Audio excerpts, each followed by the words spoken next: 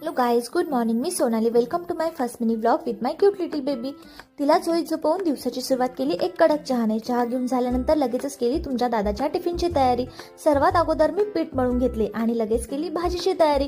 भाजीसाठी मी आज बनवणार आहे चना मसाला. त्यासाठी मी रात्रीच काही काळे चणे भिजत ठेवले होते.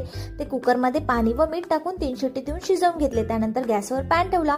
पॅनमध्ये 2 पळी तेल टाकून जिरे, मोहरी, लसूणची फोडणी दिली. त्यानंतर बारीक चिरलेला कांदा टाकला. तो छान फ्राय करून घेतल्यानंतर बारीक चिरलेला टोमॅटो टाकला.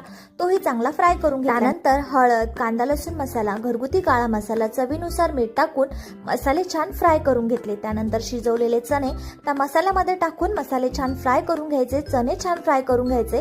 त्यानंतर गॅसच्या मंद आचेवर त्यावर झाकण ठेवून 5-10 मिनिटं चणे चांगले फ्राय करून घ्यायचे.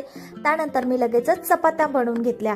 चपात्या फार माझा आवडीचा विषय नव्हता. अगोदर चपात्या मला लग्ना अगोदर मुळीच येत नव्हत्या, पण हळूहळू मी आता चपात्यांमध्ये ट्रेन झालेली आहे. चना मसाला तयार झाला. लगेचच मी तुमच्या दादाचा टिफिन भरून घेतला. माझ्या बबडीला झोपून खूप वेळ झाला होता म्हणून तिला बघितलेच नव्हते. बघितले तर काय, आमच्या मॅडम मस्त झोपल्या होत्या. पण काय 10 मिनिटांनंतर आमच्या मॅडमची लगेच अशी मस्ती सुरू झाली.